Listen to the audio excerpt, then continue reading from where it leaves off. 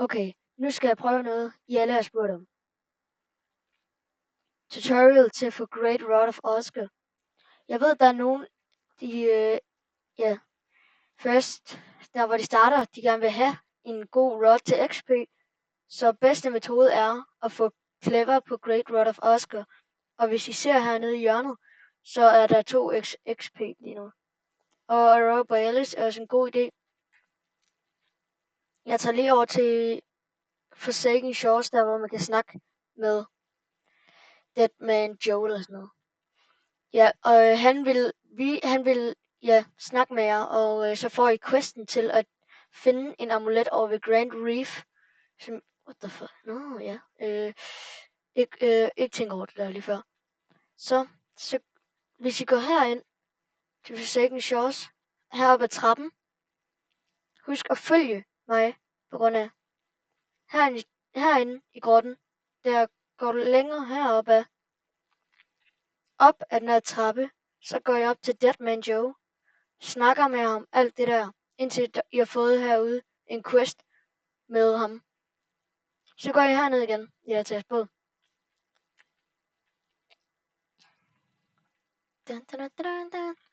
Og så tager jeg over til, jeg tror det var Grand Reef. Og jeg ved godt, at der er nogen, der har ønsket en tutorial på det her. Men ja, nu prøver jeg lige. Like og subscribe, hvis I gider mere af det her. Jeg kunne godt vise jer nogle flere tutorials til. For eksempel, ja. Så burde den ligge lige der. Men på grund af, at jeg er allerede færdig med den, så kan jeg ikke se det. Men den burde ligge lige derunder. Her på Grand Reef, så går jeg op ad trappen der. Over her. Sådan er shipwright-duden her. Og så under der burde den være. Så når jeg har fundet den, så skal I holde den i hånden, når I går over og tilbage, og så snakker med Deadman Joe. Det er meget vigtigt, ellers så vil han ikke snakke mere.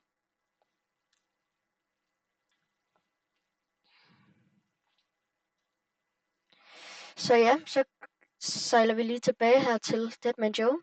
Jamen, tak altså.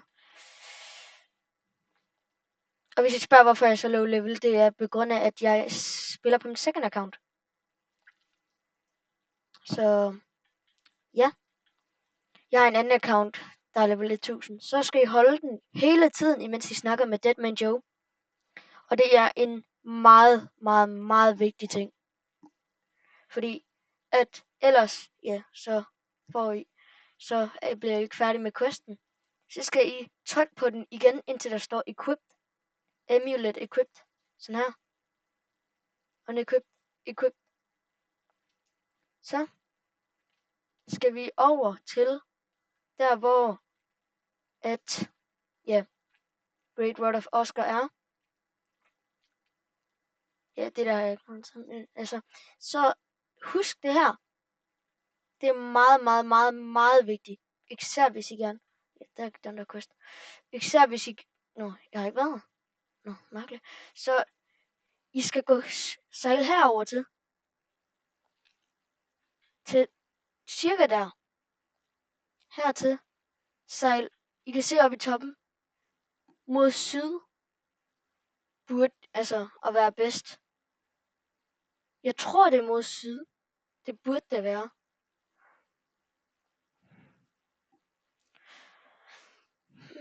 Der var den. Så hvis I ser sådan en klump ned i havet, og husk at tage jeres super flippers og ja, diving gear for helst advanced, fordi det er nemmest. Og hvis I allerede har den, så enten icebreaker eller frostbreaker, jeg kan ikke huske, hvad den hedder. Men jeg nåede den ikke, så jeg tager bare tidebreaker. Så svømmer vi ned her.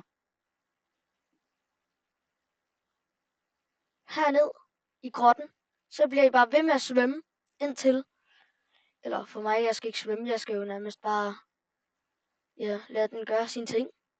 Og jeg skal selvfølgelig lige styre den, men altså. Ja, så burde I komme hertil. Og I kan se, hvis jeg ikke har amuletten på, så kommer den der grønne væg. Det betyder, at I ikke kan komme derind. Det er derfor, jeg sagde, at I skulle have den equipped. Så kan I komme herind og se her. så kan I købe dem for 2,5 millioner. Og husk, jeg har en strat til jer bagefter, hvis I gerne gider have meget XP med. Så går I over til Statue of Liberty eller noget. Og så skal I enchant jeres rod med clever. Ja, det var det hed. Jeg tror også, der er en cosmic enchant, men jeg har ikke nogen cosmic relics lige nu. Så nej, jeg tager ikke og putter en cosmic enchant derpå. Men jeg har lige en spørgsmål til jer. Har I ikke også fået den der Santa relic? Jeg ved ikke, hvad man skal bruge den til. Kan I lige skrive ned i kommentaren, hvis I ved, hvad man skal bruge den der Santa relic til? Det kan være meget dejligt. Der var den. Der var en bog. Og hvis det lyder lidt mærkeligt i mikrofonen, så er det på grund af, at jeg bruger mit gamle headset. Jeg kan ikke bruge mit nye på grund af det. Jeg kan ikke huske, hvor det blev af, men det er lige meget.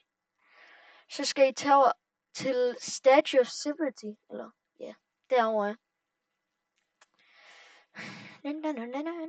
Ja, vi kan godt lige snakke imens. Alle dem, der bruger Samsung, når jeg har prøvet at opdatere, bruge softwareopdatering, har I ikke også fået den der app, der hedder AR Doodle Art eller sådan noget? AR Doodles eller sådan noget. Jeg kan ikke huske, hvad den hedder. Og så har I ikke også fået den der assistent der hedder, hvad den hedder? Jeg går lige ind, jeg tjekker lige på min telefon.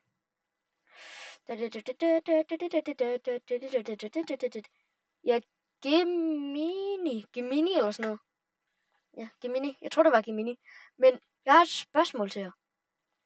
Fordi jeg er lidt sådan... Og så har jeg også lige fanget nogle Ancient Orcas. Hvis I ser Ancient Orcas, så prøv at fange dem. Fordi de giver crazy meget XP. Men jeg har bare lige spurgt dig, ved I hvad man skal bruge Santa relics til? Jeg ved det ikke. Jeg ved ikke lige, hvad jeg skal bruge dem til. Så... og apropos, hvis der er nogen, der gider have nogle festival relics, så har jeg. Vi gør trade. Så på grund af, at jeg har allerede købt ham der. Ja, han er allerede kommet level 500. Så burde I gå herned. Så lige derovre. Så tager jeg nogle enchant relics. Jeg har ikke nogen på, når jeg gav dem til mine venner i dag. Fordi han skulle også lige enchant sin, fordi jeg hjalp ham med den her rod. Han er også meget, han er egentlig også okay. Han hedder Johan. Så du skal enchant din rod med clever. Fordi det giver bedst med, XP. Og så jeg tror også, der var en cosmic enchant, men jeg kan ikke huske det. Og så jeg vil råde jer til, når der er Raw Borealis, så gå over til Sunstone, på grund af de der Tugaluga, de giver sygt meget XP. Prøv at se, jeg har bare brugt den strat hele dagen. Eller ikke hele dagen, men altså her sidste 20 minutter. De giver sygt meget XP. Og hvis I gider have en guide på noget andet, for eksempel, Baby Bluefish. Kan I vide, om jeg kan catch den med Rod of Oscar? Skal vi lige se det? Skal vi lige se, om jeg kan fange en Baby Bluefish med Rod of Oscar? Tror I på, jeg kan? Kom nu. Tror I på, jeg kan? Tror I på, jeg kan? Hvis I ikke tror på, jeg så smadrer jeg. Ej, det var sjovt. Ja. Og ja, hvis I gerne gider fange gode fisk, så selvfølgelig brug Luminous Lava. Og prøv lige at se statsene der på det der lock der. Altså, plus vi har, der er meget høj lure speed, så det er meget dejligt. Det eneste lidt irriterende, det er, dens resilience er lidt, der er ikke så meget resilience der. Controllen er heller ikke så stor. Og vi har heller ikke så meget, at den kan løfte. Oh my god. Du mener ikke, så kommer der sådan nogle... Altså, seriøst. Det er derfor, jeg råder til at få en private server. De er så irriterende. Men jeg synes, det kan være lidt mere sjovt at gøre det på en public server. Fordi jeg gad ikke bruge tid til at købe Royales totems, og så gad jeg ikke til at bruge dem, og bla. Hold da kæft, der er nogen, der grinder her. Level 1500, dang.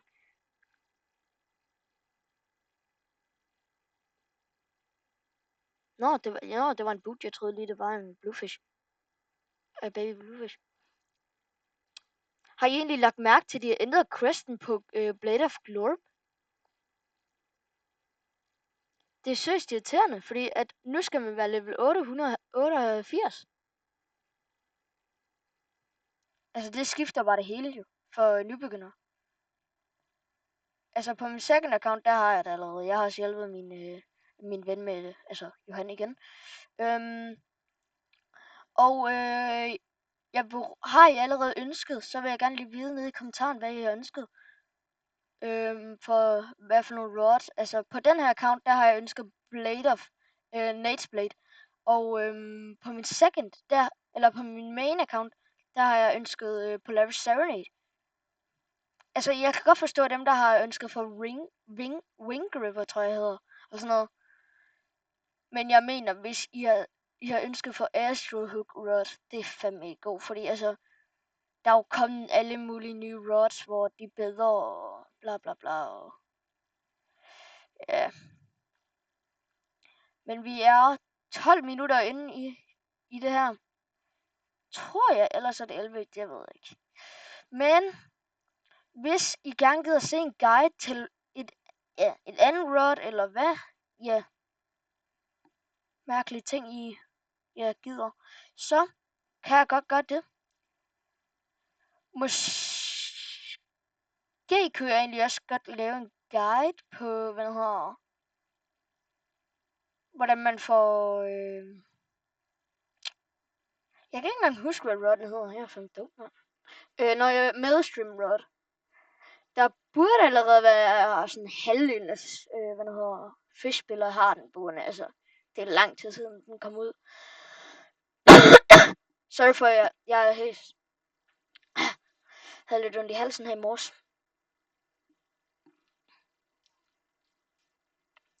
Men altså, jeg tænker, jeg snart siger ses lige om lidt, på grund af, I gider ikke høre mig jab og prøve at fange den her baby bluefish.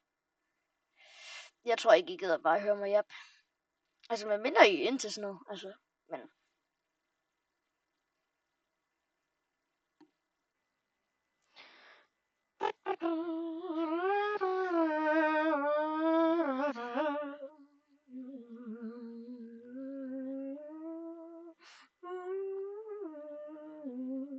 Hey.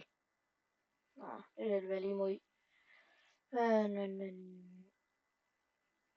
Jeg er lidt sådan tom af idéer, hvad jeg skal sige.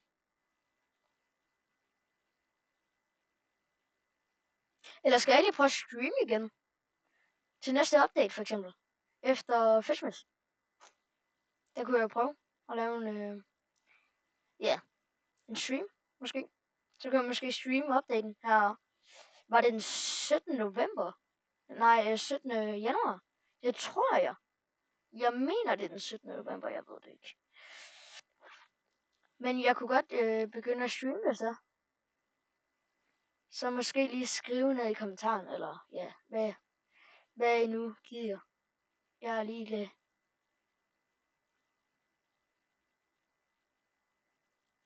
Så jeg kan også bare begynde at spille lidt The Forge. Vi er allerede nået lidt langt i det. Eller ikke langt, men altså. Det er lidt irriterende, fordi jeg kan ikke få Dark Ride. Og det der på grund af... Altså, synes mine ting sælger jeg ikke for nok. Jeg synes, det er irriterende. På grund af... Jeg kan ikke få materialer, der er bedre på grund af... Altså, de der Basalt Veins, de er så irriterende. De spawner hele tiden, når jeg prøver at grind. Nogle af jer derude kender det godt. Nå, okay, vi er også et kvarter ind allerede. Tror jeg, det mener jeg virkelig. Så, men hvis... Ja.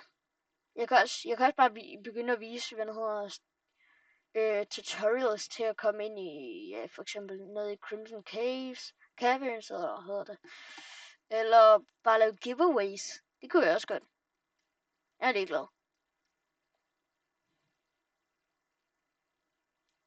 Eller jeg kunne også bare, altså sådan, virkelig.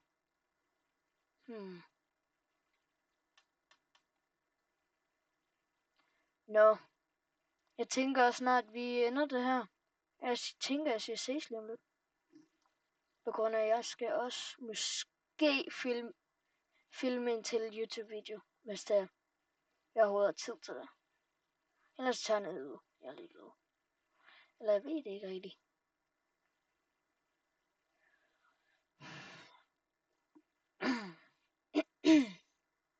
Hold da kæft. Nå, det kan være lige meget med den bluefish.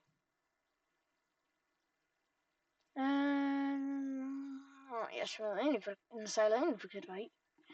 Det er herover, hvor jeg synes, I skal fiske. Lige her. Lige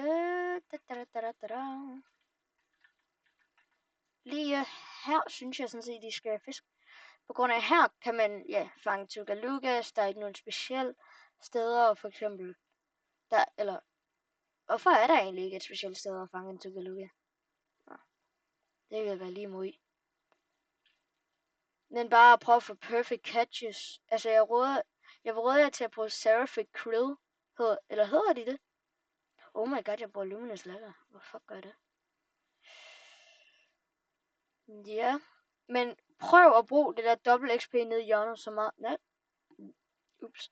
Der var der. Jeg ser allerede, jeg har fanget en til. Er klar til at se nærmest et helt level. Eller er det? Jeg tror det, jeg får et helt level. Kapow. 2. Dang, jeg siger jo, den her strat er god. Altså, det kan godt være, at du ikke fanger så mange, men altså. Hvis du bare finder en server med folk, der, eller tryhard rods folk, ja. De plejer at poppe og robber jer lidt meget tit. Det mener jeg virkelig, de gør. Fordi altså, hvad alle de server, jeg har været inde på, så der, hvor der har været flest robber, det er der, hvor folk, de bruger, ja. Det er der, hvor de bruger, tryhard rod. Ja. Og så bare sidder de og grinder over ved Casual Cliffs med en... Jeg mener, de bruger... hvad nu hedder micro eller sådan noget? Det ved jeg ikke.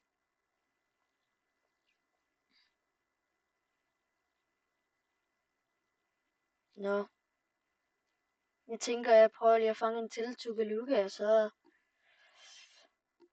tænker jeg siger, vi ses. Oh my god. Fisk gider ikke have mig til at ende den her video. Men hader ikke også, altså dem, der har ønsket for Nate's Blade for eksempel, som jeg har, at man bare, altså man kan ikke bruge den, prøv at se. Ja, prøv at se.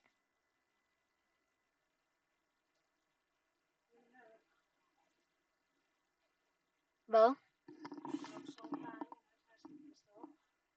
Skal jeg svare? Ja.